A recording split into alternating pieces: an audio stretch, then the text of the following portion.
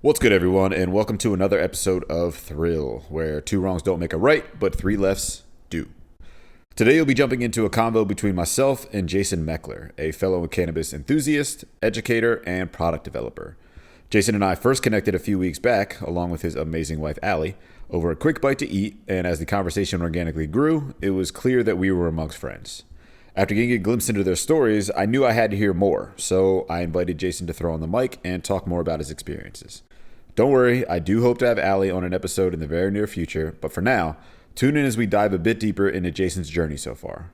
We'll hear how he built a sizable Kickball Kingdom here in Frederick, and round it out with the powerful plant that we call cannabis. P.S. If you're using this as background noise, which I imagine most podcasts are, take a minute to check out Jason and Allie's company, Cosmic Healing, which you can find a link to in the video description. But without further delay, we'll transport to another quality eatery here in downtown Frederick. He used to be a chef at and it was so stressful. He left and became a fireman. So He left. Okay. It's like, yeah, he just he was like, oh, this is a lot fight more. fires. Yeah, It's not stressful at all. Yeah. But he's got a good thing going. So Nice. I just haven't been here in a minute. Yeah, but I feel like your roots here are pretty crazy. Like you know somebody that's been somewhere or is still there. Or is connected to it in some way, shape, or form. Yeah, there's a guy, his name is Nate, or he's a realtor now, but he bartends still 2 or 3 nights a week. Just can't get away from it. He's been here like 20 years. You guys go back? Yeah. He used to play kickball, so I met him through that like 2006. Mm-hmm. But that was a lot of downtown Frederick at that point in time. Like I said, like I think I told you, like probably 90% of the bars downtown were sponsors. So we always did, start at Guido's and make our way down, or start at La Paz and make our way down, and good time. The glory days. Yeah, but the kickball thing, that was pretty big. And were you doing that before Cosmic? Oh yeah. That was my living for quite a while. That's what you were saying. Yeah. So you had everybody in the mix around here. it was fun. Yeah, and that's what it got to the point where like the Chamber of Commerce hit me up and they're like, hey, come over here, and then they started something called Generation Connect, which was aimed at 40 and under professionals, which was the league. And I sat on both boards. I sat on the board of Chamber of Commerce. I was the liaison for Gen Connect. Nice. And both of the Gen Connect's still in effect. So, and then but I got like L45 S1 Fusion, and it was like they went in through my gut, brain shit, put stuff in my spine, and then more than was necessary. But I was in pain. Yeah. And that was it. I had to retire from that, and then that was the beginning of the end of kickball. How long had you been doing it? We lasted, I want to say till 2019, about 14 years maybe. Dang. And you said it kind of started off a whim, or like, did you have a plan to make it as big as it was? It was like a kind of like a drunken bet. It was like we were talking about it, and then there's a league called. And they're like huge in DC. They're huge everywhere, but we asked them to come up here, and they're like, "Nah, screw you guys." And I was like, "I'll do it myself." And then we did. It just kept growing, and just more people wanted to play. More people wanted to play. More teams. More sponsors. Back then it was like there was a cable channel 10, which was local Frederick. They had like a sports show, and they would highlight sports leagues, high schools, adult, different things or whatever, but they loved having us on. Nice. And then that would air, and like we would have viewing parties like at different bars, and people would just see it would just snowball. So they would like stream your guys' games essentially. They would just interview us, and they'd take a lot of shots and kind of ask us about what the hell's going on with you guys. It was pretty cool. And then we started doing like big events like fundraisers, and we'd rent out the Creek or Baker Park, and we had 3,000 or 4,000 people on the Creek dancing, and I've never seen anything like it. It was definitely vibing. It was cool. It was super cool. But I gotta ask, so with the history here and your success post Cosmic, Or pre-cosmic, I should say. Pre-cosmic. Yeah. Were you consuming back then? Or like when did the cannabis journey kind of start? Well, started back when I was like 18 or 19. Okay. And I actually like got in trouble selling. Oh, and dang. I did 6 months in Frederick County Detention Center. Dang. Like Were you consuming and pushing? yeah, Like, and it did wasn't you? even like Okay. it wasn't like nothing really big time or anything like that. But definitely consuming, and it was back when it was brick weed, and you get it and you just break it up and you shake all the seeds out, and it's now it's like if you get a batch and you get a seed, you're like, hey, I'm gonna hang on to this, like plant this. Yeah. But yeah, so it was, I feel like if you're using it, even back then, you're using it for a reason. You're self-medicating for a reason. I love that point. Yeah, because even though if you don't think it's medicinal, I read, was it Steve D'Angelo? I read his book, and he started one of the first dispensaries out west. So he talked to people that didn't view it, that they were using it for medical purposes, and he would just dive in a little more. He's like, well, why do you use it then? He's like, oh, it helps me sleep. It's like, well, that's insomnia. Right. That is a medical reason. Right. It Whether helps you me calm realize it or down. not. Right. Yeah, that's anxiety. I'm depressed. Yeah. I'm whatever. So any purpose of like how it helps you. So I love that outlook of like, even if you don't think of it, you're probably using it or it's helping you at some medicinal level. And back then too, like I had asthma really bad growing up. It was weird because when I would smoke, asthma would be so much better. Like I wouldn't be wheezing or anything like that. That's funny. And then, later on down the line, I find out like it's got pinene and stuff like that in it, which will open your lungs up. But it's like, Bronchodilator, yeah. yep. And it's like, now it makes sense. Like when I finally started researching the actual medicinal side of how things work and terpenes and all that kind of stuff. So it was pretty cool to kind of piece that together. I can relate because I had asthma, I still do.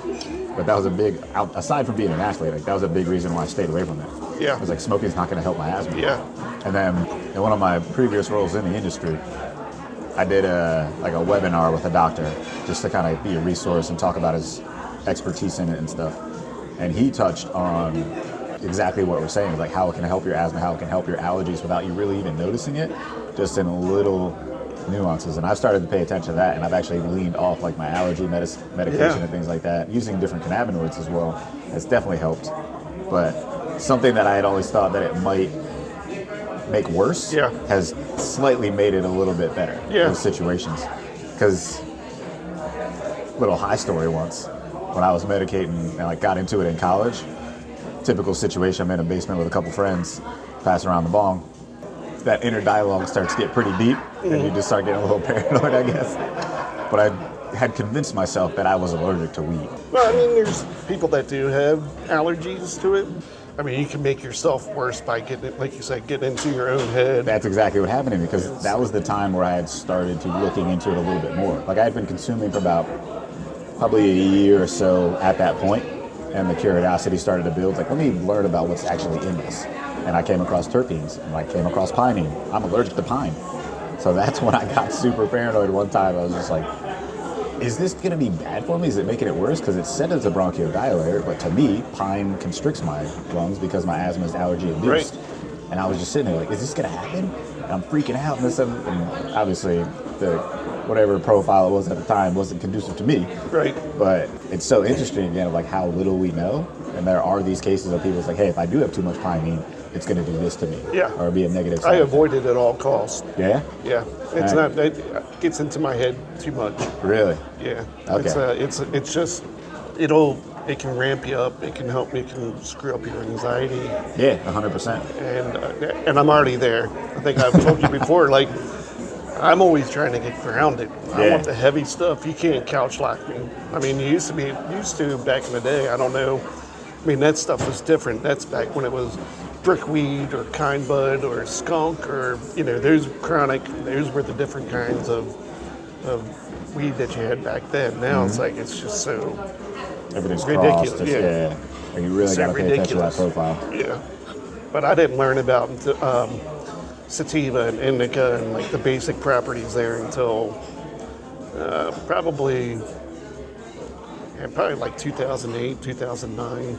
Yeah. And then I started learning about, like, I just went so mental because I was trying to figure out what was going on with me. My brain was so hyperactive. That's when I just started learning as many things as I possibly can, taking the classes, watching the videos, and just trying to get help for myself. Yeah, And so then, was that about the same time, it's like all the things that you were dealing with? Is that like when that happened? So that's been my whole life. But we just found Really? that, yeah, but we just found that out like little over 5 years ago.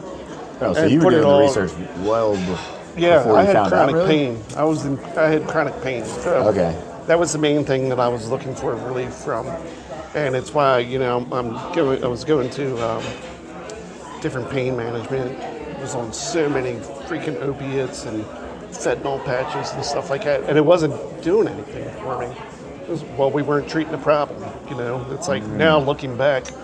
But I went to, got lucky and found a doctor that was like, oh man, like you were born with this. And That's wild. my asthma, which was super bad, was actually it's called mast cell activation syndrome, MCAS.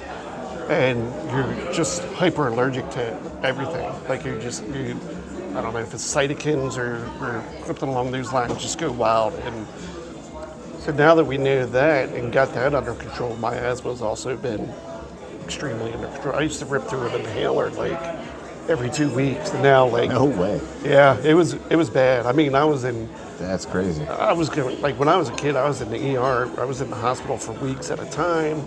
Yeah, it was really bad. But now that we know what's going on, I mean, it just sucks that it took 45 years to, Yeah. and a lot of damage has been done, but we've been able to salvage a lot of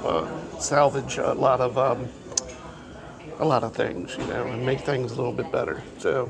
And you really think the turning point of all that was coming into like cannabis products? Oh yeah. I mean, when I started doing CBD, probably like 9 or 10 years ago, and like we'd order from Colorado, and this, I mean, you're talking like $500 for probably like 5 grams, which is ridiculous amount of money for hemp, you know.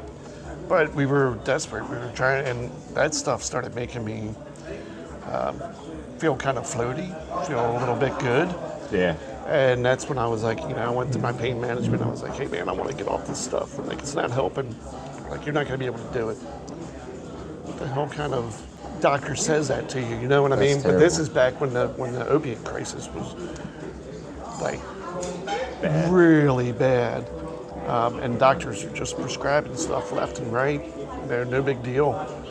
And when you come to a problem, they just up the milligram or something like that. They're like, oh, put me maybe you on need something. more. Yeah. I mean, I was on stuff that the FDA pulled from the shelves. Like, how bad does it have to be for the FDA to pull something? I feel like that continues to happen too. But quick question, at that time, were you still individually consuming? Like just from wherever you'd gotten it? Like THC dominant products? Yeah. And were those giving any relief? Yeah. So that's when I had a buddy introduce me to a guy. My buddy was like, hey man, can you talk to this guy? He's got issues going on. And this is where I started learning about sativa, hybrid, indica, and before I learned like that's pretty much just plant properties, but you can pretty much get the same effect. You know what you're getting for the most part. If it looks this color, if it smells, Yeah. When I got that, and started controlling, stay away from this stuff, go towards this stuff, and started getting like the heavier, I guess, myrcene dominated. I'm sure all this stuff had caryophyllene and linalool, all the stuff that I love now. And I just started, a lot of it was purple, so it was indica dominant. So it was just, that started helping me in my journey. CBD helped me in my journey. My wife was instrumental in my journey, and we did this, me and her, and it was hell. It was absolute hell. And I mean, like, cold showers, fetal position, shaking, and this went on for months. And I could have, I found out later I could have died. I could have easily died from the withdrawals because I went cold turkey. I was like, I'm not doing it anymore. But I didn't have anybody to help me. And I guess like since the pain was so chronic, you were on like a pretty high dosage and like quit and on it for so many years. And you just have come, dang. It was bad. Yeah, I mean, I was on like immediate release morphine, extended release morphine. Jeez. I was on Opana, which is the one that the FDA pulled off the market. I was on fentanyl patches, like all at one time. You know, and it was educator, it was Percocets, like it was all at one time. And I mean, it was just. What a cocktail.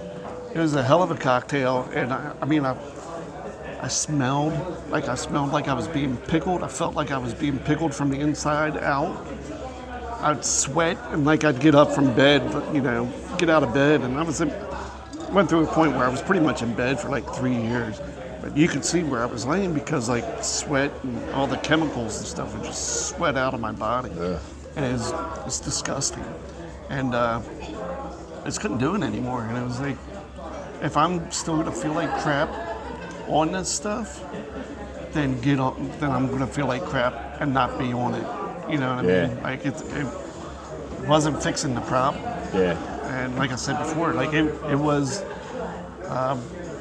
we weren't addressing the problem. We didn't know about Lyme. We didn't know about Bartonella. We didn't know about Babesia or Rocky Mountain Spotted Fever and all this crap that I had going on at one time.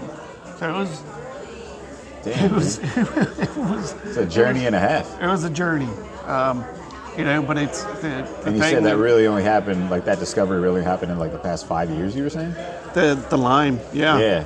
But you were saying that it was like a life thing that you'd been dealing with. Yep. That is and wild. it's, you know, I can sit here and I had to make a decision one day. Like, am I going to sit back and think about all the weddings that I missed, or the birthday parties, or family events, or friends events that I missed because of all this stuff, or what could have been if I was diagnosed properly, you know, 40 years ago. Like, my life would have been way different. But this is part of the journey, and it's, you know, I go to therapy. I see a therapist, a Lyme literate therapist, which is like a unicorn.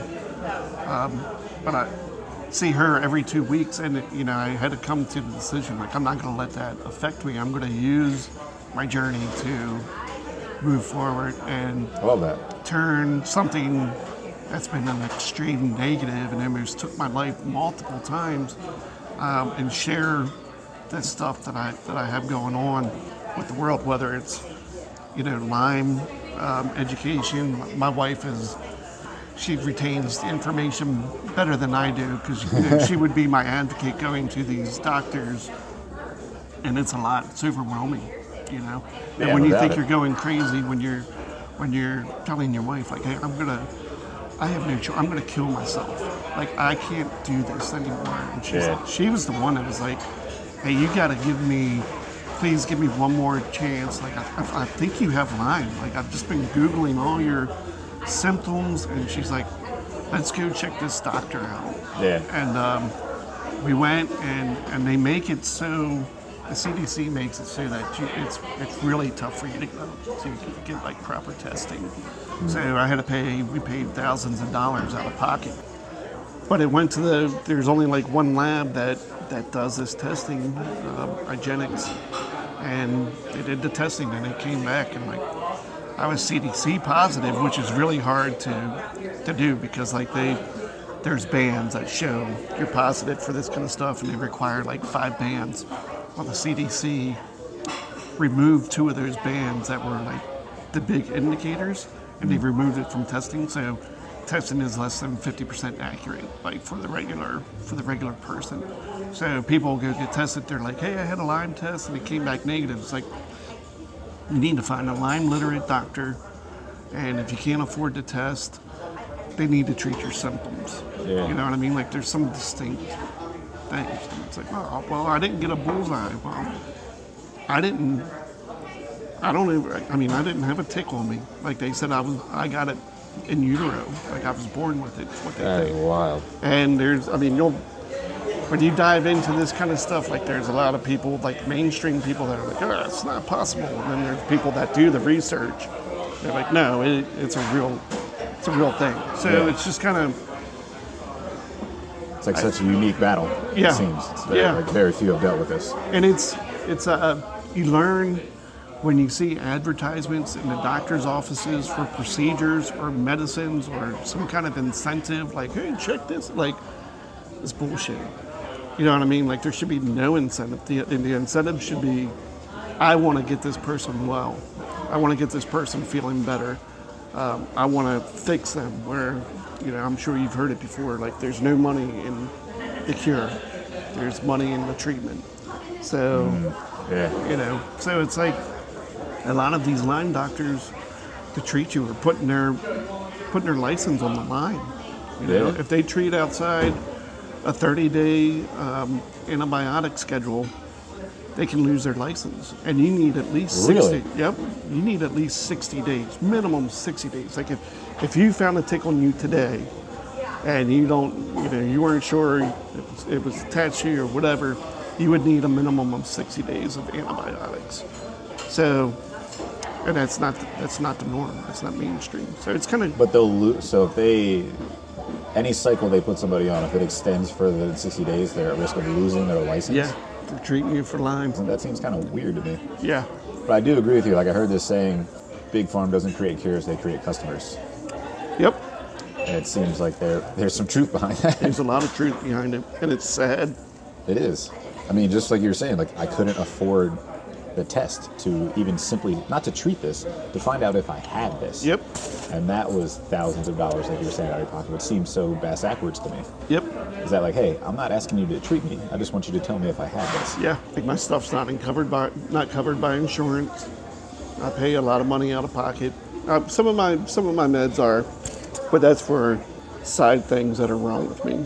You know, from all this kind of stuff. But a lot of the meds weren't covered, and you need it. But you know, I'm very blessed and fortunate to be able to do that. And there's a lot of people that they can't do that, and it's a lot easier for somebody to, like, you got pain meds. It costs like $1 to get like 30 Percocets. You know what I mean? So it's the easiest route to go for people going through that kind of stuff, where it's like, well, you pay out of pocket and you actually treat the symptoms and actually what's going on. And you're talking about your CBD, like the one that you said you ordered out from out west. Yeah. I guess I went off on a tangent, but yeah, I just wanted to like make sure that I'm understanding correctly. Yeah, so I mean, I started using CBD. Yeah, because you said you went cold turkey once. Yep. What you were just talking about, like, hey, this is kind of fucked up. Like, it's not working for me. It's too many hoops to jump through. I'm learning all these things about the system itself. So let me just cut myself off. Yep. And then you're paying even more top dollar, maybe saving a couple pennies. I imagine it might be, but still, you said $500 for 5 grams. Yeah. That's ridiculous. It's ridiculous. It's like $5 now. Yeah. So, obviously, cold turkey sucked. Like you said, you're in fetal position, cold shower, all that jazz. How long did it take, and what was your medicinal approach with that CBD to where you really started seeing, like, hey, this is working? I noticed something almost immediately. Really? And it was kind of... Even through, like, the cold turkey phase, like the sweats, all that which is jazz. what gave me the encouragement to keep going. Gotcha. You know? So, like I said, I was in bed for pretty much probably close to like 3 years, just pain. Like I just laid in bed all day. Yeah. And when I started the CBD, in tandem with, you know, the usually an indica cultivar. How would you consume that? Smoke it. Okay. And or sometimes edibles. But I would be like, I'd start going up and down the steps a couple times a day. Then I'd go down to the basement. And like, that's how I, you know, just very minute things that you kind of take for granted, where it's like, hey, I did, you know, I emptied the dishwasher today. That's a huge thing. But as a trainer, like, those functional movements are the goal. And I want to ask, though it was the treatment that allowed you to start doing those things, did you find that movement was also helping you out? Oh, yeah. I mean, strengthening the body, getting you out of bed mentally? Absolutely. For a fact, like, hey, I'm not just laying down. Yeah. Great. Yeah, absolutely. Because I always try to say, like, I believe movement is a medicine. You got to keep moving. No matter what, you got to keep moving. Yeah. If you're moving slow, if you're moving on all fours or whatever, you're moving, and you got to do it. Like, that's, and it seems like it would be easy. It's not, but you got to change your whole mindset, you know, and you got to decide like, hey, am I going to be a victim, or am I going to attempt to beat this shit, you know? Yeah. Am I going to grow? Yeah. Like my little slogan I have on my fitness page is, there's no growth without change, and there's no change without challenge. Is that it's gonna suck, it's not gonna be easy, but you have to keep going if you want that. Like, there's gonna be a challenge to it. The way I love to say it is that I found very few things in nature that don't literally break in order to grow. Right. Your muscles, you look at a seed to become a giant tree, it has to crack and branch off and do this and constantly break itself to become what it's supposed to be. And I feel like people veer away from that challenge of like, they come to one small thing and it's like, oh, it's crushing me, I'm breaking. It's like, you need to embrace that suck. Yeah. And you need to physically break yourself to get to that next stage and evolve to what you want to be. Yep. And it's just about pushing through it. Yep. I think everything you've said, and I'm sure what we'll keep talking about, leads to you being a person that runs to the storm instead of veering away from it. I mean, if it's going to suck, it's like you said, embrace the suck. Yeah. If it's going to suck, then make it suck in a positive direction. Sucks laying in bed for 3 years, but you know what? Yeah, it sucks getting this movement going. But I got to a point where I was hiking, and I would go up to this place when we lived in Thurmont, and I remember I got out there and I was all excited, and like I did a hike, and I was exhausted. I got to like where the hike started, and I'm like, oh man, like what the fuck? Like, I was all excited. I'm like, man, I haven't even started yet. But then it didn't even take real long after that. But I was able to keep going up and keep pushing, and I loved it. I got addicted to it.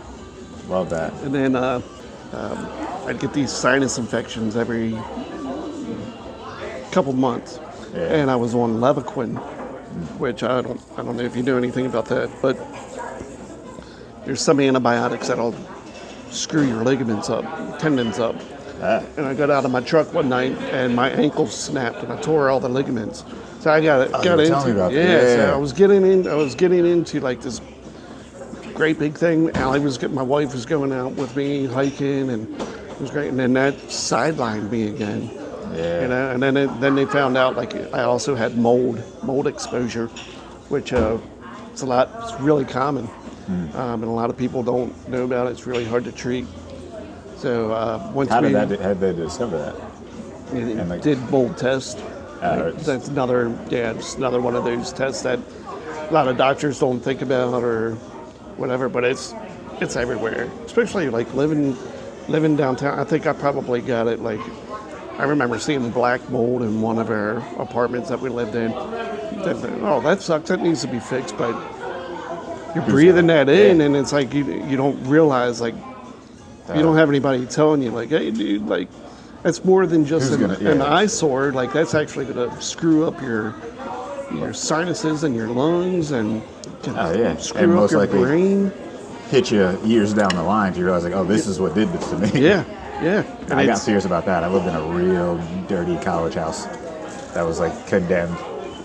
And that's kind of scary. Maybe I'll go get tested, is what I'm saying. Yeah, but it's just, if you don't know, you don't know. Yeah. It's just like, oh, well, that needs to be fixed. Well, no, you need to be fixed. You need to be checked out too. Mm-hmm. It's not just cutting a hole in a wall and patching it up. Yeah. And I know a lot of people with mold exposure. Shit'll make you crazy, like drive you crazy, and you don't even realize what the hell's going on. Yeah. Which is, going along with Lyme and all the other tick-borne infections. Like it's just a mess. Like I felt like I was body snatched. Like that's the best way that I could describe it. Like it was not me. I've always been this really chill guy that never got mad, even at times that I should have gotten mad. You know what I mean? To this just raging asshole. And I didn't know what was going on. And there are some things in my life that were traumatic and some bullshit going on in addition to that, but it was triggering it, and it was creating like ruminating thoughts and like OCD-ness and my wife and I were, I would just go off every day. Damn. Like, go to bed mad, wake up mad, fuming, seeing red, just being a jerk. It's all this crap going on at one time. And I'm sitting back and there's like 0.5%, 1% of me watching this 99% of me being taken over and just being this monster. Yeah, just like realize like this is not me. Like, And I'm not that's this person. That 1% was what kept me alive. I don't know why my wife stayed with me. I don't know why Allie stayed with me. But you know, she knew me before everything really kicked in. Yeah. She's just like, this ain't you, man. Like, This is when like the pain started getting real bad and you started making all these discoveries about everything. Yeah. And it's just like you said, the trauma, probably the frustration of that, of like, is there an end? I'm in so much pain constantly. That definitely plays a factor. Like, not to dive into like how Lyme or even the mold may affect you neurologically or how it comes in and affects your body, but that alone, what you were going through is definitely gonna push you to be irritable. Yeah. No doubt chronic about pain, I mean, it's been proven, like, it changes your brain. Changes your brain, your thought patterns and everything, you know, and your body's on high alert. It's constantly sending out signals, you know what I mean? Like, it needs to be shut down. So, I was always very was overstimulated, you know, and it's something that I've been working on for years now, and I've gotten a lot of it under control. Like, I don't, Allie may disagree with me, but I'm not that asshole anymore. You know what I mean? Like, I still have moments or whatever, but now it's like, if I start feeling something coming on, or if my nervous system is super stimulated, and I'm just kind of going into fight or flight mode, which was, I was in that 24/7 for like years. That's not good.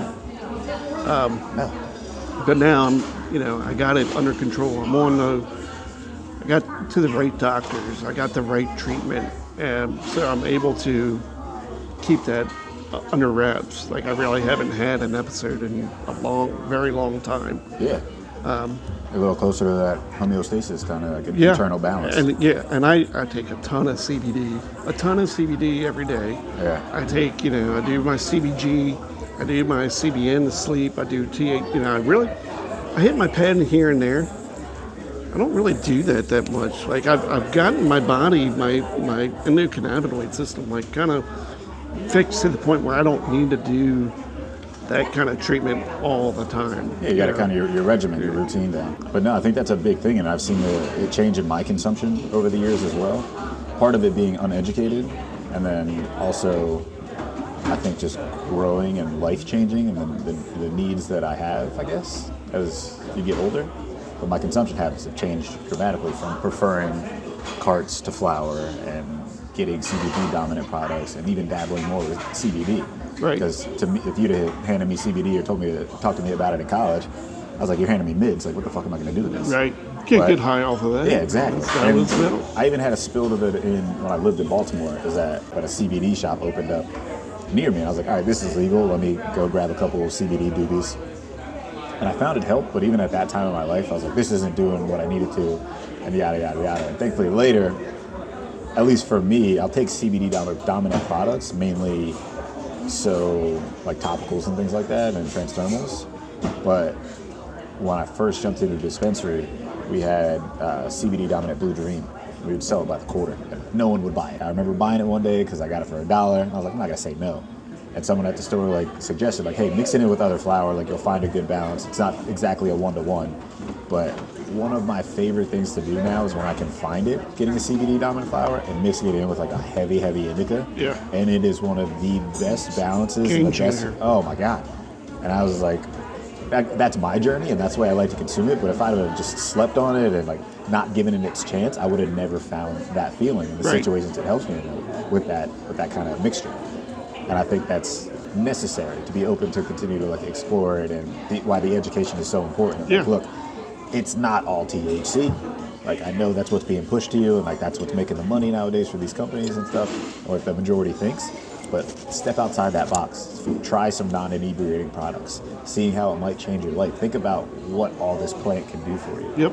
And it seems like you've fucking hit that on the head, but also like you were saying, you got it down to your science now. Is that like you know what your body needs, when it doesn't. Also, more importantly, what your body doesn't need. It's like, hey, I don't need this heavy THC anymore. I don't need to dab my face off and then go try to live life. Like, I can take these things. I'm sure you were telling me before, like, that used to be you. That was your jam. Yep. Like, you dab it up and then just, 100 milligram distillate, smoke a joint, 100 milligram distillate, and then smoke a dab hit and then go to work.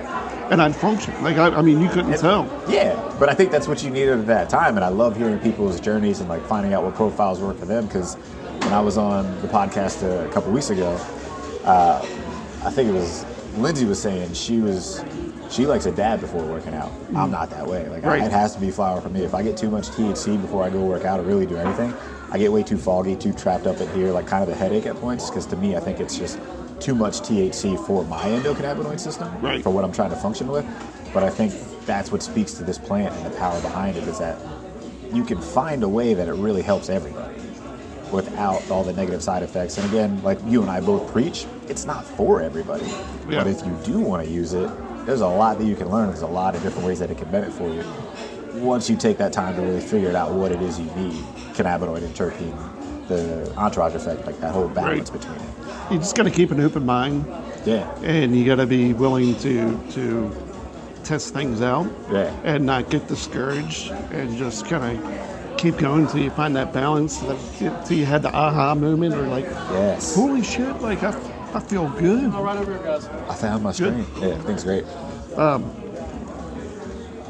But it just takes a minute, you know, and you don't want people to give up on that. You know, I know I'm sure you were the same way. I always told people up front, like, hey, like, we're gonna have to work at this. You know what I mean? Like, it may take a month, it may take a couple months. Don't get discouraged. Let's keep a journal. Let's do, you know, let's keep track of this kind of stuff. And they have apps and stuff, and we used to give out journals at the dispensary that I worked at. Nice. And you know, it wasn't for everybody, but when you find somebody that is really serious about it, and they come in and they have their journal out, and you're like, you listen to me? Like, this is fantastic. Like, all right, so let's start, no pun intended, weeding this stuff out, and figuring out what's working and what's not working, and let's go from there. So, exactly. Yeah. I was exactly the same way. And the way I would always say is like, hey, this is a journey. And that's the same words I would use with everybody, is that it takes a while to figure out what works for you. And like you said, that journey is different for everybody. Yep. Sometimes some people, depending on what you're looking to treat or how it benefits you, some people can come in, just grab a hybrid off the shelf, go do what they got to do, and they're fine. They don't have to look into all that stuff. I would usually encourage them to. It's like, hey, look, it's already working for you. What if it could work better? Right. If you really pinpoint these things down. But then there's people that really come in with, hey, I need it to fix this. Yeah. Like, I'm dealing with this, is crushing me right now. I was like, cool, this is what we recommend. Here's what, from the knowledge we have, should help you out. But then I'd always say, it's not a guarantee. Right. Like, again, what works for me is not going to work for you. My favorite won't be your favorite, but it's a good place to start. Yep. Journaling is going to help. Take these notes. I would always, when I became a patient, is when I really wanted to learn more. I would take a picture of the profile, just in notes in my phone, and there are great apps nowadays. But I would just make notes. I'd medicate, give it a couple minutes, and I was like, tasted good, hated this, love that. A couple minutes later, made me feel like this, didn't like that it made me feel like that. And then I would just start comparing. Yeah. Like, all right, these had these in common. Yep. I liked these, so let me try to find these things in the next product. And that's where you start. And I still do it. Yeah. Like, it still throws me off, and I get the same reaction when I was telling you and Allie that, to my knowledge, anytime I have more caryophyllene than myrcene and linalool, I get paranoid. Yeah. When it's not, that's not what it's supposed to do. Yeah. It's supposed to make you more relaxing. And like, I've tried to compare the other, like the lime and the pines, because I know those are the ones that really amp you up. But to what I see, it's that caryophyllene, and it's just interesting. It's weird. And that's why I still try to pinpoint, like, maybe I'm wrong, like maybe I'm not, but it always helps to keep going back to it. It's like, all right, if you get a bad strain, why was this bad? How do I avoid this next time? Right. Things like that. But keep experimenting too. It's like, oh, here's a new product. Yeah. I haven't tried this before, things like that. And that's why I was like excited about the Fireside thing.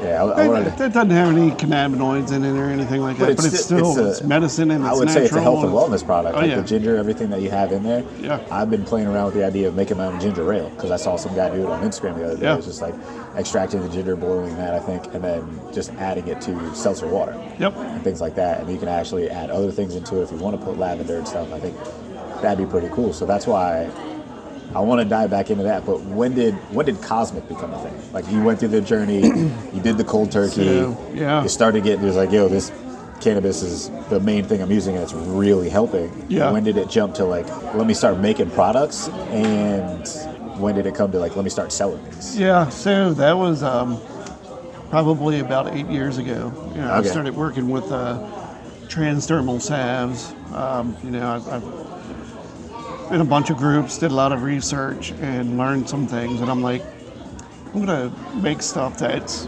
directed specifically towards me, There you know. And I want, this is the stuff I don't want to smoke as much. And learning what transdermal is and how that goes into your bloodstream. It's not a spot treatment like a topical. And I started messing around with that, and it took almost 8 years to get to the product that you have now. Wow. And now that was like a lot of figuring things out, ratios. You got to do certain things at certain times when you're making it, because you can just blow off the terpenes. Terpenes are very easily evaporated. Or Yeah, they all have their volatile. own unique boiling point, Yep. which was like a game changer for me. When I learned that, I started questioning a lot of products. Yeah. Specifically edibles. Like, does this burn off in digestion? And like, how real is it? Are you still getting medical benefits from it? I don't It even know if seems iffy. terpenes process. I don't even Really? know. I mean, I've read different things. That's one of those things where it's like, is it just a marketing kind of thing? Like, oh, terpene infused edibles? I thought it would everything be. I've read, or not everything, but a lot of resources that I've read have said, man, once they hit your liver and you're processing that way, like terpenes mean nothing. An indica strain is all that is, and I hate the word strain, but all that is just telling you like this THC came from this type of plant. So with that being said, since terpenes are found all throughout nature, and you'll find them in teas and things like that, correct? Yeah. In certain, how would you equate it to that? Like to it being a drink then? Do you think it survives that? And like how it's consumed or the body breaks it down? Because people say that there's medicinal things coming from teas all the time. Like Well, there's it'll save their green lives, it helps tea with is their really- gut. yeah, green tea all is that really jazz. good for you. So I'm thinking, is there a way to pinpoint or a way to consume it on a cannabis level or cannabis-derived terpenes? And again, I guess it's still hypothetical because I'm not sure if it survives. That's the debate it's- here. it's- But would you be able to like, all right, this is heavy myrcene, little salve, drink, chew, whatever it be, and have that survive? Or like, I feel like there has to be some medicinal benefit to it, just because you get it in other forms. Yeah. Outside this industry. It's I've just seen too much conflicting information on it. I mean, I would think, if it survives, then yeah, I mean, I'd just be curious about it, because I think the fun thing about this industry is that there's still so much yet to be discovered. And though I yeah. feel like we have discovered it already, and there's people that have been using it for so long, and we know there's medicinal benefits behind it, having the research to, one, back it up, but also discover exactly how. Because again, the simple fact, we have teas with the same type of terpenes that we're telling you to eat. But then we're debating if the ones that you eat give you the same medicinal or benefits to the ones that you drink. yeah, I mean, well, it's like if they tell you to, I don't know if you've heard, but like if you're having anxiety or whatever, they tell you to chew on a peppercorn. That probably won't work for you because you don't like caryophyllene, but that's Yeah. that's what's in the peppercorn. So if you're going that route, then there has to be something in. That's People what I'm drink thinking. lavender tea. Lavender chamomile. relax you. Yeah, the blue tansy that I use and the recovery salve. That's basically chamomile, type Yeah. of chamomile. So that's relaxing to the nervous system. So it's got to be I doing think- doing something. I agree, and I love having these conversations, like of something that we're not certain about, but I can't wait for something like that to come to light. Is that when it can be researched, and if it's thrown back into the pharmacopoeia, like to have like, hey, does this work? It's like, oh yeah, here's a paper on it. Definitive answer. Harvard or whoever, whatever, Yeah. some big name, did the research. They said, here's the facts on it. Here's what you're consuming. Here's what you're getting out of it. And to again, strengthen this industry. Yeah. Because I think it needs to be an option everywhere. Yeah. Again, it's not for everybody, but I think it's a huge social disservice for it have been and continuing to be so locked down for such wrong reasons, but yet there's so much potential in it. Yeah, but I mean, if you like, I have the Leafly Encyclopedia, and I don't do real well with reading and retention and stuff like that, so I got it on audiobook, and they talk about the things that will affect your high or your experience, and it goes all the way to packaging, you know. And, I bet. And when you go and you buy a quote sativa kind of cartridge, them has the yellow, peach, and the blue. You know, and the yellow is energetic, and that's their sativa. So your brain is automatically programmed to, this is going to boost me up. The placebo effect. Yep. Yeah. And I mean, but is it a placebo if it works? You know? That's what I'd always say, is that I would always say at the dispensary before I know what I know now, I guess. Not that it's really changed it, but who gives a shit? Yeah, if it works, it works. Yeah, like they've done experiments with it in hospitals, I've heard back in the day, where there's like, we're going to give this group candy, we're going to give this group the pills. They look identical, and we're going to see. Sugar water. Yeah. Yep. And then, or it was similar, Yep. just because we told them this is going to make them better. Yep. And I think, not to veer off topic, and I don't mind if it goes down this road, but the mind is so powerful. Yeah, that's what I And was like how getting this right, and I think cannabis can benefit that of playing its part into homeostasis and all that jazz. But I think it all really your starts mind, up here. Your mind is a crazy thing. You can do a lot of Ridiculous. healing, which is, you know, I don't want to veer all too much on this, but you know, microdosing psilocybin, when you're doing a microdose, and you're doing like a 5-day on, 2-day off protocol or whatever, you're supposed to put your intentions on a piece of paper, put it in your pocket, forget about it. And you forget about it, but your subconscious has not forgotten about that. And your brain's rewiring itself to fix those things. But if you don't do things like you're supposed to do, you're not necessarily going to get the full benefits. I mean, it's not just taking a capsule, 200 milligram capsule, and being like, all right, cool. Like, if you're really trying to work on this kind of See what stuff, happens. yeah, if you're really trying to work on it, like, there's more to it. I tell people, like, write your intention, write your daily affirmation or whatever. Yeah. Get a blank Journal of some sort. yeah, a blank stare or whatever. But it's like, no, if you really want this to work, you got to do a little, you know, go that, even if you think it's stupid, go that extra step, because your mind is picking that up. So 100%. anything subliminal, so much goes into how things are going to affect you. You know, if I give you probably a CBD joint and told you there was a ton of pinene or something in there, and you probably freak out. You might freak out. Before I even get into it. Yeah. But I think You start psyching yourself out. I think that's where another benefit of these still being explored, psilocybin included, cannabis, just because sometimes it can cause you to take a deeper look or like get kind of you lost in your mind. Yeah. Which I think is a little bit necessary for strengthening it, because you dive, you discover a new part of it, maybe you break it a little bit, like I said, my theory of you need to break it in order to grow. Yeah. And I think that's necessary, where it's even more credibility behind it of why I think these should be talked about more. I was talking to this guy the other day, and he was running through my page or whatever, came across the website. He's like, yo, what do you do? And I was like, probably too much. I was like, well, I got this cannabis thing. He's like, yeah, the cannabis. And he's like, I've been doing this like study group thing, but we've been doing like sassafras, and then there's this other thing that he was saying that it's mixed with cannabis, and it's making me think of getting back into it. He had smoked years back, started making him paranoid, fell out of it, things like that. And that's when I was like, oh, you just probably got to change your profile, all the stuff we talk about. But he was saying, he's like, this group has different evolutionary stages. They give you a lot of literature. They make us journal, but the sassafras, he was like, it broke down my walls. It let me go of my ego. Like, it made me think a lot, but also opened me up to talking to others. And he's like, this other product that they're going to have us try with cannabis and something else that escapes me now. He's like, it makes you go on like a deep personal trip. where like you start analyzing yourself, and he's like, I don't know if I'm ready to just jump back into the cannabis side of that. He's like, but this is the next stage of the group. What did you say? Ayahuasca. It might have been like that. He said he said it's cannabis mixed with, and it might have been that, but I can't remember. I'll ask him. But it just made me think of like, I love that mental journey that you're going down in like unofficially unestablished group that he's a part of that's like going this down, but they still provide some education to it. They make it a very controlled environment. They make them journal. They make them. It's very safe and stuff. Right. But I was like, I think that's important because I could see the growth that he just went through one setting. He was like, it really helped me break this down. I feel like a better me. I'm getting more attached to who I am, like a better understanding of that.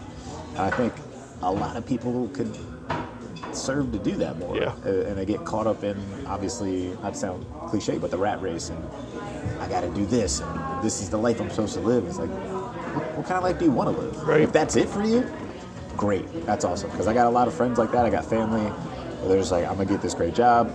I'm going to go do this. I'm going to provide for my family. I may not necessarily love my job. He's like, but I have to be good at it. So that's what I'll do. He's like, cool. If you can do that, great. I'm not like that. Right. I have to enjoy what I'm doing or feel like I'm learning something that could either benefit me or other people. Right. A lot of that came through me diving in. It's like, what the fuck do I like doing? Yeah. And I think that's worth pursuing. I feel like it could benefit a lot of people to do that. Well, you take care of, you know who Rick Rubin is? Yeah. So I saw this thing not real long ago, interview with him, and he talks about artists, the best artists make music that they like. Yes, I saw this. Yeah, I remember. it's fantastic. Yeah, it's and to me, like, it's the same exact thing. I make things for me, and if it helps somebody else, that's a blessing. That's awesome. But I'm doing, I don't want to sound selfish, but like I did all this stuff for me, and then it just happened to go over and help other people. But it to me, it's like the same thing as Rick Rubin was talking about. Like, that's. I think that's a phenomenal point, is because what keeps me going is that I know, and I felt the same way, and I had a former coworker help me with this wording. I always say the same thing, like I feel selfish just pursuing the things I like. And I joke about it, but she was like, you should change your wording to selfish to self-aware. Is that you are self-aware of who you are, what you like, what you're willing to pursue, and what you're going to be strongest at. Because everything else is fake if you're not really behind it, or that you're doing it for maybe not the wrong reasons, but maybe not the true individual reasons that you should be. Right. But how it panned out for you is that there's so many fucking people in the world that if you find something that you enjoy, you like, and you're willing to put out there, someone's gonna like it. Yeah. You can build your small community, whether you're trying to go global or not, that's a bigger task, and there's a lot of business involved in that. But if you're just looking to do what you enjoy and create a small group around that, which I think you've done, that's huge. A lot of people don't do that, and I think you found happiness in it and a level of self-awareness and balance in life. And the journey continues. It's not like turmoil's you're never gonna face it again. But I think that's a phenomenal foundation to have as a human. Yeah. To say, like, at my core and what I'm doing day to day, I genuinely like and want to get better at and want to continue to find new ways, or just continue in the path that I am to help people and myself. Yep. I think it's key. And it makes me feel good to help somebody else feel better, or to help me that one of my products has changed their life. Like it's really bizarre, and I got to do a better job at accepting that and not thinking that they're bullshitting me just to be nice. Yeah. You know what I mean? Like, is that imposter syndrome? Yeah, it's that imposter. Yeah. And I have it, but it's a great feeling to, something that you did for yourself, and it's like, hey, here you go, and help somebody else. Yeah. I mean, that kind of goes back to what we were talking about before, like that journey. Like, it was kind of like Allie, does body work and stuff, and myofascial stretch therapy and all that kind of good stuff, and she'd be like, hey, do you mind if I try this on a person? And it just kept evolving. And then it's like, oh man, you're just going with people that and you're like, oh, they're full of shit. They're just trying to be nice, trying to make them feel better, and then they're passing stuff off, and it's getting bigger and bigger. and going a wider range. And I really wish it wasn't such a taboo item. You know, there's a very small percentage of people that will sit there and shout it out, like, try this shit. I'm using this. This helped me so much. They usually keep it to themselves. Well, yeah. Well, there's a lot of people that they have a federal government job and they're afraid that they're going to get fired, even though stuff that I make is 100% federally legal. They don't want to be associated with any kind of cannabinoid. There's still that fear there, though. Yep. And like, I believe you, but it still feels like there's a chance I could get fucked for using this. Yep. And we were made to feel that way. I mean, I probably got 20 some years on you, but growing up, like it was a scary thing, like cannabis, and like getting caught with it. You do time for a very small amount, and like it's just bred into you that this is bad for you. And you know, my parents are still on the like they're happy. They know that it has its place, but they're kind of still like, it's the devil's lettuce, you know. and there's a lot of people like that. There's a lot of older people. There's a lot of people that's just, you know, they're scared. That's what they know. Educated. That's how they're. I mean, no matter what you tell them. I was just say no, generation and dare and all that kind of stuff, and like. You know, you grow up thinking that everybody on the corner is going to be offering you free drugs and shit. It's like, not how it was at all. No, it was expensive. Yeah, exactly. So it's just kind of crazy to be in that whatnot. I actually picked up a guy yesterday who's a professional athlete. I'm like, where did this guy come from? And he's like, man, I've been getting you don't even know, but I've been getting your product through so-and-so. and he's like, it's been great. He's like, it's got me through seasons, you know, he's a pro athlete. He's like, it's got me through a bunch of seasons and this is my jam. And nice. It's like, I wish. What sport do you play? Football. That was a high contact. That'd be high contact. Yeah, and I have I'm fortunate enough to have quite a few of football players that use my products. Nice. But they can't really blast it out there. You know what I mean? Yeah. It's kind of slowly one of changing, slowly changing. But you know, you could be at risk of losing your contract. You know, and that's a lot. You know, you figure even further, especially if you're in the limelight, if you have potential of other sponsors, and they see that you're talking this or respond, just because it still has such that heavy stigma, even just the CBD part of it. Yeah. Thankfully, a lot more athletes are branching out into that portion. Yeah. But it's still so funny is that not everybody's a Ricky Williams. That's just like, I'm going to leave the league. Yeah, I don't care. Yeah, like you guys are telling me no, I know this is what I'm going to do, and I'm sure it's been a journey since he's left. But like, look at what he's becoming now, and like how. He's an advocate. He's playing that. Yeah, I mean, he was just the last Heisman. He won the Heisman, but like the last ceremony they had, he was one of the honorees for. I don't know if it was the anniversary of when he won or if they inducted him into something further. Yeah. But like, he's pretty well known for what he does, and for them to put him up on that stage, so someone just Google him. That's the first thing that's going to pop up is his brand Heisman, most likely. Yeah. Like, all right, that's one connection. It's like, oh, this dude does it, but he won a Heisman? That's all it takes for someone to like look into a little bit further. Look at Jim McMahon. He's a big advocate. Yeah, huge. Look at Michael Phelps. I mean, Phelps. I don't know if he's Phelps an accidentally advocate. fell into it. He got caught. He owned it. Yeah, I think he owned it. What are you going to say? I got 8 gold medals. What are you going to say? Yeah, I'm a loser? Best Olympian in the fucking world, bro. Like, leave me alone. But yeah, I think that's a big thing. Phelps definitely, he got called out first, but then he owned it and was like, yeah, it was me. Like, I did it. And who gives a shit? What's your point? Yeah. Like you said, I still have 8 gold medals, dude. Can you imagine the bong hit that dude takes? Like the lung strength on this guy? Yeah. It's like you pack biggest it. Bully you've ever seen in your life. Yeah, exactly. You got like the Excalibur from Cypress Hill or some shit. Hook up to the pool in his house, and it's just he pulls straight from it. Biggest GB that you've ever seen in your life, just like. Yep. It's like, oh my God, how'd he do that? No, but it's huge, and I think that's cool, and you're actually playing a part in that. You are some of these people's first connection for that. So how did it start to grow from there? From you, one, making it yourself, Was it Allie that encouraged you to like, Yeah. hey, start selling this? Yeah. Yeah? Yeah. I mean, it was getting to the point where it's like, you know, I did a PICC line treatment for 2 years, and I had like zero energy. What is that? Antibiotics through an IV, so I had a line from in my arm to my heart to work on things, and I did that for 2 years, and I just had zero energy. If I had a good day, I'd spend it making product, and I'd get it out to whoever needed it. And then I got my PICC line out in June or July of last year.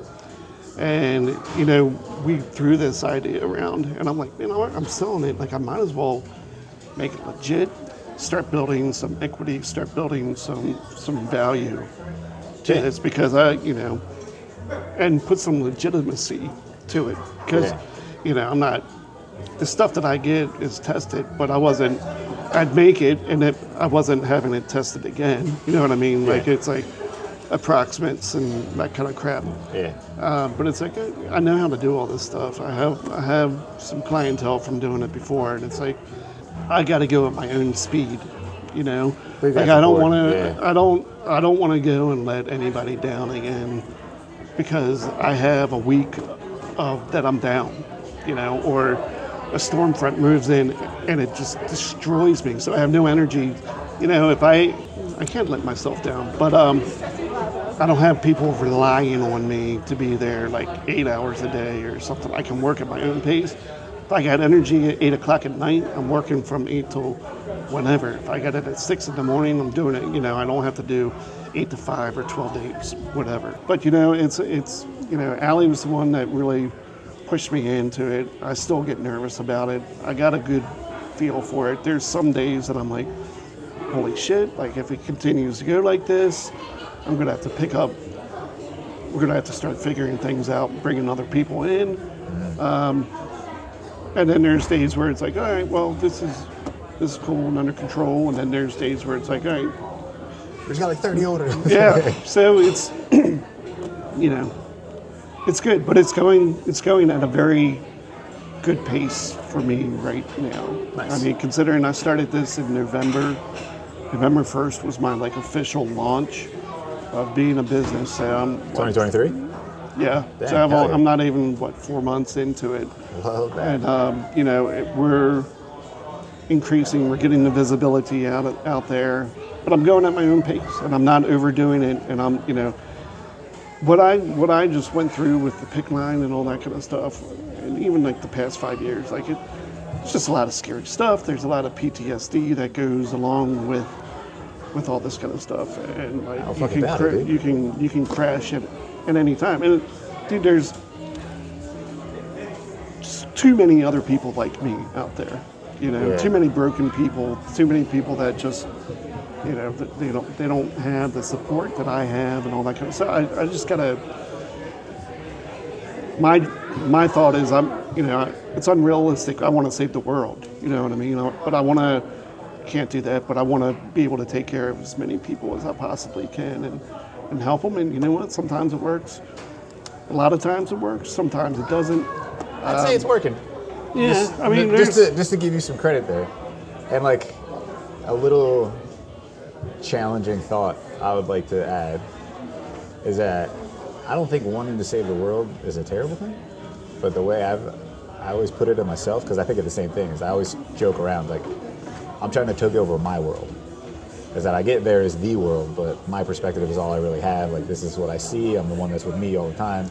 So I changed the phrasing to I want to change or save my world, and everybody that you touch is a part of your world. Right. And as much as you are part of theirs, I like that balance. But I challenge to think of it that way, is that because you kind of are changing the world, and maybe it's not to the global perspective that media may personify onto people. You're not fucking Superman out here flying down, pulling people out of burning buildings, but you're giving people a product that, to attach the same imagery, they're on fire. Their life is on fire at a point. Maybe it's a portion of their building, whatever you want to say, and you're dousing that flame for them. So to a degree, you are saving your world. Yeah. I just like to, however you take that. Well, but it's helped me. That. I feel like I need to pay like $145 for that therapy lesson right there. Hey, man, that's the point of this. So fire my therapist. If you can take something from this, but that's why I like talking to people, because I think everybody's got little tidbits and perceives things in a different way, that I can bring something again from my world, that pass it over to yours, and now that's a part of you. I think that makes this conversation worthwhile. Yeah, I mean, that's what keeps us going, right?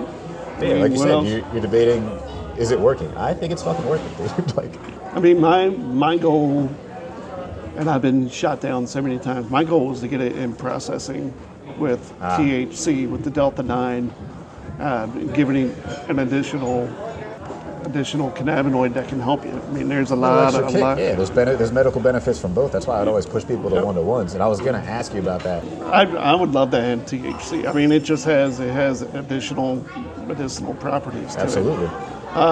And while you can get intoxicated by transdermal Delta 9, it's unlikely. I mean, you're just going to feel a little bit better. It's not going to screw you up. A lot of people are very sensitive to the Delta 9, but when you're getting such a minute amount, you're still getting therapeutic benefits from it. Absolutely. But it's just not taking over your mind or making you paranoid or anything like that. So I want to see all of it out there. I mean, the entourage effect. That's what it's all about. It's a beautiful balance. The more you have in there, the better. The more that you can use, the better. I mean, that's what I would love to see. Yeah. And I've been shot down. I'm not giving up. There's supposed to be, 20 or 30 more licenses coming out for like somebody's going to pick it up. Definitely. And if they don't, I just have. Yep. Yeah, doing great, man. I'll make it happen myself. There you go. I don't doubt. I'll figure out a way. I'll find a believer. And it's. I don't know where the resistance comes from, because the people that I do share this with are like, oh man, it's great. Like, I love it. And they can make it for a fraction of what I pay for it, because they're getting terpenes by the barrels. You know what I mean? Where I'm buying 16 ounce, or sometimes, one of the terpenes I use is like, it's like $800 for it's like $100 an ounce. Yeah. Do you use specifically cannabis-derived terpenes, or from? So yes, hemp. I use true terpenes, which they're hemp-derived. Gotcha. Yeah, hemp-derived. So I mean, it's same jam. It's cannabis sativa. Yeah. So, and I could probably take shortcuts, and I could probably use a lesser quality kind of, but I don't want to do botanical terps. Yeah, I don't want to. Don't want. I don't know what it is, but there's a difference, and I think anybody that's aware can tell when it's bullshit. When you get a cart that maybe tastes good to other people, but to me it's like, this is garbage. Different. This is garbage. I want to taste flower. I want to know that this came from cannabis, not... That's my thing, is that, like, even on a microbial level of that terpene, I feel like there's got to be a difference if it comes from cannabis or not. Yeah. Is that, like, hey, this came with this plant. This was all the same jam. We just did something to pull it out of it. Instead, it was like, oh, we got this from a different field over here from some other thing that just is similar. Like, I'd rather just deal with what came out of this thing. Yeah. And that's why flower is my favorite way to consume. It's like, hey, this is the way it grows. Yeah, there was you lost some terps and all this jazz through the growing and the drying and all that, the curing process and jazz. But to me, this is the purest form of it. So I'm going to stick with that instead of, again, extractions and all that jazz have their good. Oh my God, yeah. It's the best. And to me, I don't need all that THC. Like, again, 17%. Your boy, one of the, I think it was one of the pages you sent me, Max or something. Max Montrose in the abstracts. Yeah, but and I always said it back when I was working in the dispensary, but he made a Instagram post about it, and it was like, why can a 17% flower make you feel better than a 28% flower? It's like, well, it depends on when that 28% was grown, and this 17 was grown. It's like, if there's more terpene, if the terpene profile is a little bit denser and a little healthier, going to make you feel much better and much different than something that's like, only thing really kicking in this thing left is THC. Yep. And that's where it's going to really plays a factor, again, the entourage effect of how this overall makes you feel. You can sit there and eat a shit ton of THC or vape it, but it's going to make you feel a shit ton different if you get a freshly grown or trimmed flower and consume it that way. To me, it's just so much more of a balance. Your endocannabinoid system is being fed a 5-star meal as opposed to a quick stop through McDonald's drive-thru. Yeah, absolutely. That's the way I equate it. Yeah, absolutely. It's a beautiful thing. But I love. There's one called Pink Lemonade, and that's like usually, or no, I'm sorry, Purple Odea, and that comes out, and it's always low, but like it smells so it draws my attention, and it's usually like 17-18%. Usually got over 2% terps. I'll take 2 hits and I'm good. Allie will spit the whole freaking joint to the head and be like ready to fire up another one. I'm like, Jesus, but she's a little bit more hardcore. But I mean, that used to be me. It's like smoke the joint. Like and proof that everybody's different. Because I'd be curious if that would change depending on the strain, like how you like the heavier. I'm a one hitter. That's where I'm at right now. Like I dig that. It's just so much easier that way. I mean, it's easier to figure out like, hey, this is gonna let that shit kick in. Like, you don't need to go hard. Yeah. You know, just let it kick in and relax. Like I'm not running from anything anymore. You know what I mean? So I'm not just trying to get blitzed out of my mind. I'm just trying to stay social and stay in relative comfort. You know, and have my body feel good. I'm just, like I said, I'm not trying to get ripped or just obliterated or whatever. So, man, just give me a look. Yeah, that's what it's about. I can relate. Like, there's still times where a weekend when I used to be boozing a bit, I'll go face a dude, like maybe a little half gram, but even then, there's still like 15, 20 minutes where I was like, I'm way too stoned right now. Yep. I'm very much, like I can remember back in the day, and this is only a couple of years ago, is that I'd go through a full gram or cart in like a week. Yep. And now I can get that thing to last me a couple months. Like I used to rip through them in a day and a half. Yeah. When I first started, like when I worked at the first dispensary, worked at Cannabis. Yeah. I don't even want to tell you how much money went into. You never look at the price point. I never look at what you spent. I worked for my habit, you know what I mean? Because I was on, like I said, so much, and plus back then, like things were a lot more expensive. I think there were only like eight dispensaries throughout the whole state that were open. Yeah. And but yeah, I worked for my product. I mean, I didn't make any money there. Be like, oh well, I got to try this so I can talk to my customers. Dispensaries. So now it's like, I used to rip through my limits, and now it's like, dude, I probably have a constant like 95% of my limits available to me at all times. My vape carts last a month. My flower lasts forever. I mean, I got a Curador at home, specifically for that kind of stuff. So, and what I grew last year, which I can't find Tahoe OG anywhere out here, so I grew that myself. Man, I got enough to last me for the remainder of the year, and it wasn't even like a huge harvest. It was but it's. I gotta start growing. I can in my place, but I can't wait to. It's fun.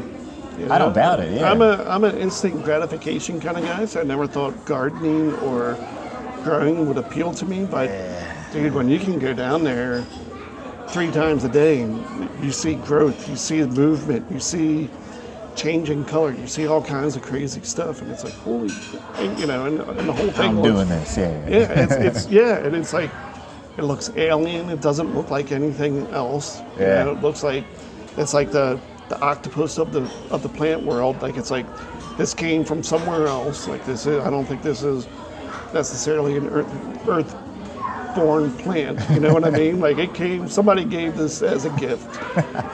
So. That'd be some shit. It's down the line. It's like, oh, this is actually alien to the... I wouldn't... This is how the Egyptians built the pyramids. They were gifted this, and they was like, you know what I'm seeing? Right. No, but that's I think that's awesome. Getting the kind of full circle, that different perspective of it. And I think for the knowledge base, I mean, you're already pretty knowledgeable yourself. The education you put yourself through, the people you've connected yourself with. But I think it's important in an area which I want to get a little bit better at, because I've only read about it, is growing. Yeah. Like really being in touch with the plant, of knowing like, hey, this is how it works, this is how it operates.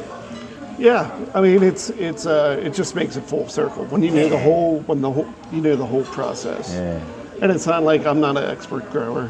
You know what I mean? It's like How many of them out there? feed. I mean, I got a key lime tree, I got a lemon tree, and it's almost all the same. I mean, when you're growing shit outside, you know, the variables are pretty much out of your control. And Yeah. Maryland is going to be kind of crazy, but you know, it's cool to be able to grow inside and in controlled atmosphere and habitat and all that kind of stuff. But I just do that outside grow and just kind of not take it so serious. I feel like that's where that'd be my sweet spot, because I have no green thumb right now. Yeah. But being in the industry, you get privileged to meet a lot of people, go to grow sites and do all this stuff. Yeah. And that's what I always pick them, is like, if I'm starting out, like, what's it? They're like, don't overthink it. It's like, if you can grow tomatoes, you can grow this. Yeah. It's just you'll learn how to get better at it, and Yep. like things like that. I'm like, all right, that's reassuring. Yeah. For sure. It's like, And it's a pretty hardy plant. You know, Yeah. like it takes a lot to screw it up, and you That's know, what I've heard. Yeah. I've had days where like I didn't water for a couple days. You know, I'm supposed to water all the time. But, I mean, this thing was dead. Like leaves are down, and then I'm like, oh man, I fucked this up. Yeah. Water it anyway. 2 hours later, come back. It's like, yeah, I'm rejuvenated. Like I'm like, holy crap! Second wind, baby. Yeah, I'm like, wonder if that like is going to increase the terpene profile because it got stressed out. Like, is that thing to do? Or Do you ever send the stuff that you have or that you've grown for testing? no? It works for me. It's enough.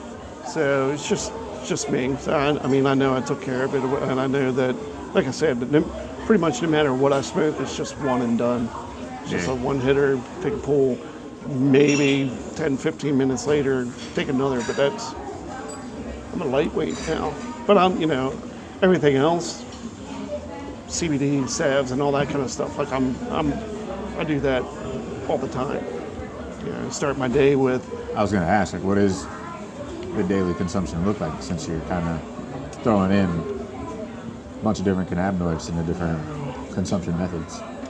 I probably start with like 50 milligram CBD, 25 milligrams CBG. I usually rip a CBC in the morning, middle afternoon, and then at night is when I do my CBN, you know, and all it's all pretty much the same dose, but I mix Delta 9 in for nighttime, Okay. 10 milligrams. That's all I need to do, and mix that in with probably 10 to 20 milligrams of CBN, and that's what I used to sleep. I used to sleep like 2 hours a night. Like I mean, that was part of the ruminating and my brain being all fucked up. And then when I found CBN, that would knock me out. Oh, yeah. Good product is time release. The good night tablets. I like those. Oh, yeah. Anybody I know that's ever used it, there's like, oh my God, works like a charm. Yep. And then I'd get one person to use it, talk to them about a pop-up, see them at the next pop-up, they're like, oh my God, Yep. it works so good. And I was like, love to hear it. They're like, keep it going, pass the word. I like seeing companies start going towards CBN for nighttime aid, Yeah. as opposed to melatonin, because you know it's coming out that melatonin can fuck you up. Yeah. It's Long-term not effect, I've heard, yeah, right? Yeah. So, and you figure like you build a tolerance to it. Like I take the same amount of stuff every night. I've been doing that for a couple of years now. Nice. Melatonin will screw you up, so you keep taking more and more. It's just not good. So it's good to see other people getting away from that and giving a natural alternative. Yeah, I think it's been a big step in the past couple of years to really people to start highlighting CBN. Yeah. I think some of the bigger names have done it when I started seeing it, but not only that, but CBG too. I think that's coming to light. Yep. And I feel like CBD gets such a bad rap, like we kind of touched on earlier, but that's still expanding with the one-to-ones. But that was the reason why I chose to come on with them, is that they had that CBG line, and I was like, I haven't seen anybody else doing this. I need to come learn more about it. You guys apparently know something that other people don't, but I definitely want to play a part in this. When I was a product developer, this other company a couple of years back, like I don't want to say it was the first one to do a CBG product, but we did a one-to-one CBG, and we did, I learned about the brain health, and the way we grew our product was I was doing shit that nobody else was doing. Gotta be. And, where it was just like, 1,500 milligrams CBD. No, we were doing CBN before that was real popular, and so that's why I got in my lineup now. I have the CBC.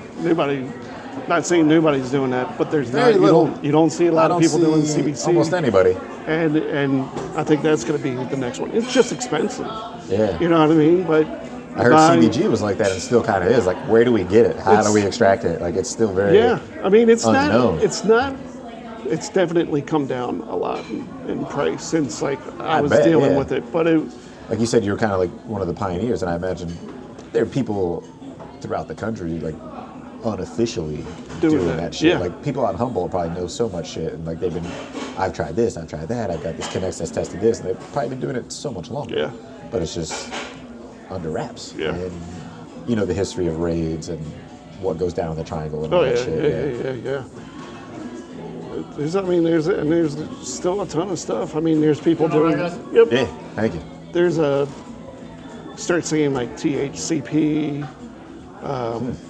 which is, I remember reading about that a while ago, and it's supposed to be like a shit ton more powerful than potent. THC. Yep. Yeah, I did come across an article like that, and I was like, one, because I'd never heard of it before, and I know there's so many hundreds of cannabinoids we don't know about. Yeah. But it was also one of those things. It was like, how legitimate is this? And is this something we need to bring to light right now with the THC waves? Like, I'd rather us get through these other cannabinoids. If it was like, here's a cannabinoid that get you 100 times more fucked up than THC. Yeah. Like, I don't think that's what we need in the industry. Yeah. But I start seeing people mess around with that. There's an O out there, and then a couple other things. Thank you. Seeing the process, I mean, you don't know where this stuff is coming from or how they're doing it. There's not a lot of the newness of it, just in the illegitimacy of it, and that's why I think the power. We can split it, dude. Yeah, you got me last time. I don't care. It's a write-off. Throwing it. It was your cheap date, but it'll be interesting to see where. It'll be interesting to see where this stuff goes, and more that they find out about it.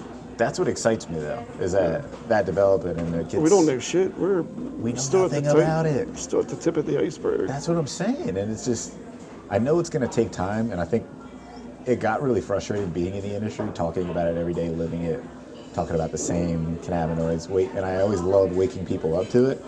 But then it's just like, wait, we're starting to learn about these other things. Why is it taking so long? And it's the legality of everything and this and that. We know the power behind it, but for dumb reasons, we can't explore it more right now. Right. And it's just like, when is the wake-up call going to happen? And it's just, unfortunately, just being patient. The government's never going to come out and say, hey, our bad. We lied. Oh, we got all this information here. Yeah. Well, they did say they've lied, but like, it's still, nothing's going to be done overnight about it. Like, that's like the frustrating part to me. They got to figure out how to make their money. It'll be good. I mean, they got those patents and everything, so I'm sure they're slowly figuring out the way to have those ties in, and whatever happens with rescheduling. If that'll ever happen, I don't know. It's gotta happen somewhere along the line, but yeah, Re or D. I don't know. I think it'd be an interesting path to both. But I also don't know all the nuances and what regulations would fall into suit if it were descheduled to the other classes, because it's already hoops to jump through. I've heard that it would eliminate so many things that we've set up, and businesses would have to operate in a completely different sense. And like the dispensaries we know kind of cease to exist in the fashion in which we know them. And I was like, that just... I'll be right back, gentlemen. I appreciate it. And that kind of like ruins all the work that we've done already, and that it wouldn't so much put the power back into the people that have been doing it. It was more so just like, hey, we can work with this now, and we'll decide how we're going to put it out to the public. And by we, I mean like the government, the high powers, the big farm. Yeah. Which I think is terrible. But I don't know if descheduling would do anything. I've heard that has more benefit, where it's just like, hey, it is now the people's planet. You do with it what you will. You can operate in any business and do with it how you please. But I think would be right. Yeah, got to be some kind of regulation on it for medicinal use. I think that needs to be maintained. Just to I don't think it keep should be it too safe. free range. Yeah, so that people aren't just putting like some crazy ass shit. I mean, they use cannabis to. I remember reading like the pull up radioactivity from Chernobyl. Like they planted fields of hemp and stuff because it sucks all that stuff out of the ground. It picks up a lot of stuff real easily. It's been around for, I mean, forever. So, I mean, used to be a requirement, from what I understand, that you had to grow hemp to some extent. It was mandated by the crown when the first colonies were established. Yeah. I think it was either George Washington or Thomas Jefferson said that it's like the backbone of the country. Yep. And it was the leading textile behind tobacco and cotton. Yeah. And it was just so normal. And then people realized the applications and what it could do to the Industrial Revolution and how it's going to hurt their business. And I think that's another thing that I think is coming to light, not quick enough in my opinion, is the commercial use of hemp. And I know it's extremely expensive They can make it. It's like 10 times stronger than concrete or something. Yeah. They're making buildings with it now. Like, it's ridiculous. And it's just like, how further along could we have been if we've been able to access this? Or if you just flip that fucking switch and it's like, yo, everybody go study this, put this back into schools, put it in the pharmacopoeia, let doctors start prescribing it from any license. I don't know if it was you that was telling me that, but they said that Maryland might be moving towards a point where you no longer need to be like a certified physician, like specifically to do cannabis, but any doctor can do it nowadays. Yeah. And I don't know if that's yet, or if it's coming too late, or it's in debate right now, but I don't think that should be a bad thing, because I think it also puts pressure on all physicians. It's like, hey, I need to learn about this. And if it also negates the extra potential income for those physicians to issue that, because I've ran into a lot of doctors and patients where they've just been almost crushed with charges of like, hey, I'll certify you, but it's going to be $300 for this appointment for me to do this, and I want you to come to me every 6 months or 2 weeks. Like, I've heard horror stories where they're like, oh yeah, I go back every 2 weeks to do my certification, it's $100. It's like, leave that doctor now and go find this person. Like, it's kind of like along the lines of the Lyme doctors. Like, it's technically illegal.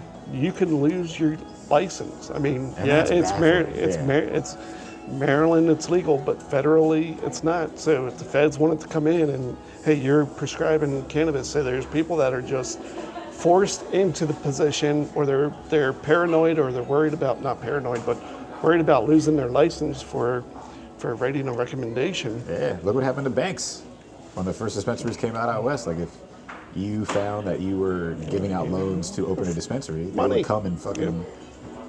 whether they would say it was for that reason or not, they would just come fuck you up. They'd be like, hey, you're not operating this, or you're going to get hit with this, or you're going to be taxed on that. Like, they made it extremely difficult taking your money for them to operate. Or the continued raids that happen out west for legitimate businesses. Like, hey, we heard you're fucking up in here. It's like, dude, we've been doing this for over a decade. You know we're legit. Yep. Like, leave us the fuck alone. I need my bonus this month, so yeah. We'll take you down. And Maryland changing. Oh, we can't pull you over for smell anymore. Oh, never mind. Yeah, we can. I mean, there's hardcore, and then there's cops that are like, man, there's a lot worse things that we need to be. Most of them are like that. You've met them, like we talked about last time. When I would go speak with departments, you've spoken with them. Majority of them want to know more. Majority of them believe that they should be able to use these products. But again, how you touched on, some people that you deal with now, they have federal jobs, and they're not, one, able to, or just afraid to even try. Yep. Whether it be a topical transdermal or consuming in the other ways, will definitely show up on a test. But like, even telling cows is like, yeah, if you use a topical, like, it's 99.999% chance there's nothing is ever going to show up on a test again. Yeah. And they're just like, yeah, but if it does, I'm fucked. And it's like, that's wrong. Yeah. And they'll agree with you, but I mean, people don't know there's other cannabinoids. People just think weed fucks you up. Good stuff. Not that there's 100 plus different. That we don't even know about yet. Yeah. It's pretty nuts. See, told you my man had a unique story. But again, thank you for tuning in. I hope you're able to gain at least something from the chat, and feel free to reach out with any positive questions, thoughts, or comments. If you enjoyed what you heard, copy the link, send it to anyone that you think that could benefit. I also again encourage you to check out the Cosmic Healing website, which you can find a link for in the description. As always, know you are appreciated, and I hope you enjoy the day.